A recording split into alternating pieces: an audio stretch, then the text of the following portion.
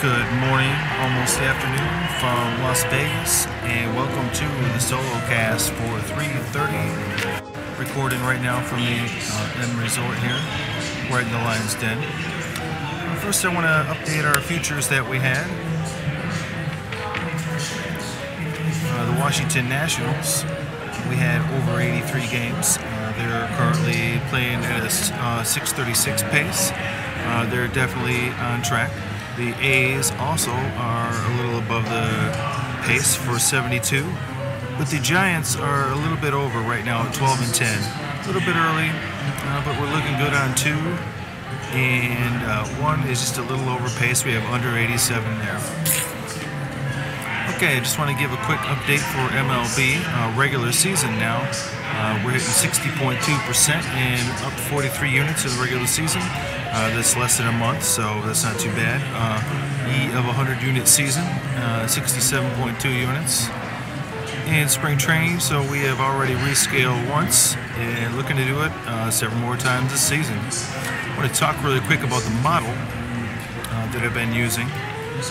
Obviously, from the sabermetrician's angle, what I have to have really is my power ratings, my momentum calculation, and my starting pitching, all to be on the same side for there to be a play. I specifically designed a model to go over 60%, give me the volume that I needed, and it's worked out pretty well.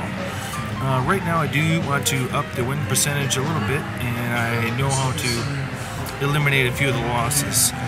Number one, good practice is if a team has won the first 2 games of a 3-game series, if you're projecting the sweep, I would avoid that game.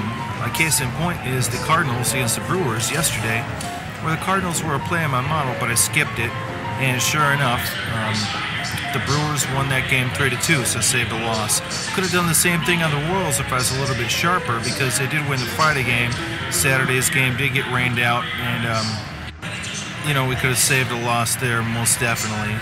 So the other thing is on Mondays, overall, there's a lot more volatility compared to other days.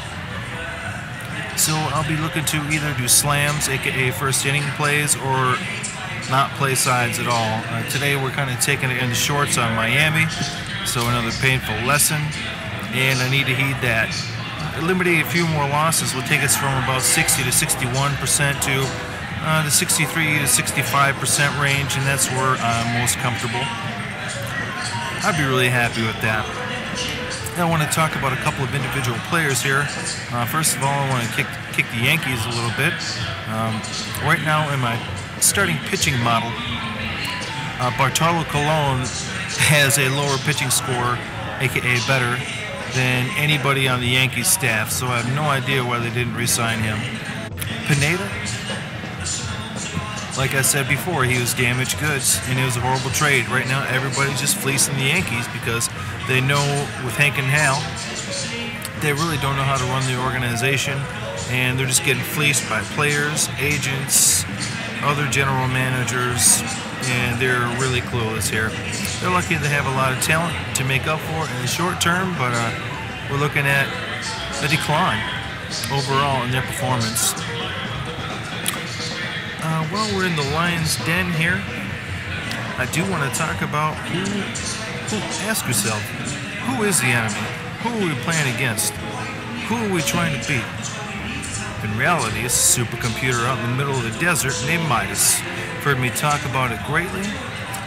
Cantor Gaming, that's their supercomputer that spits out their lines based on algorithms and everything of that sort. As I spoke about, I need power, momentum, and starting pitching. Why momentum? Why momentum? I will quote directly from Lee Emeritus, one of the executives at Cantor Gaming. Quote, "There is a thing called momentum, and a computer doesn't understand how to calculate that. Not yet, anyway. Over a series of years and results in matchups, Midas will come to understand momentum. 3 years from now, it'll be 1,000 times smarter than it currently is," referring to Midas. End quote. It tells you how to beat it. Note, when they give you a freebie like that, you take it and run with it. Momentum has been the centerpiece of my NHL, MLB, and pretty much everything else I've done. It's now a hallmark, along with Pythagorean expectation, that touches every single sport that I do. So let that be a lesson to you, and pick up on that. And I'm sure your win percentage will increase. MLB has gone really well thus far, using different offensive metrics than what I've used in the past, incorporating momentum and understanding it year after year, season after season, more and more and more. Having really sharp power ratings, which encompass a lot of things. And my starting pitching formula really hasn't changed in a couple of years, so I know that's really stable, and it gives me really great numbers that I can count on. The next thing I want to talk about is bad beats. Now, I so often hear in the sports book, oh, that 3 at the buzzer, or this home run, or whatever was a bad beat. Now, using Pythagorean expectation, was it really? When you have a basketball team, an NBA team, that is due 3.2 wins, playing a team that's due 2.3 losses, and the team that's due the wins hits a 3-pointer at the buzzer to maybe win or cover, is the losing ticket actually a bad beat? Not really. I'll give you a great example. Our Giants win the other day with Pagan hitting the homer in the top of the 9th. The Reds won the two first games in that series. The Giants were due wins of Pythagorean expectation. The Reds were due losses.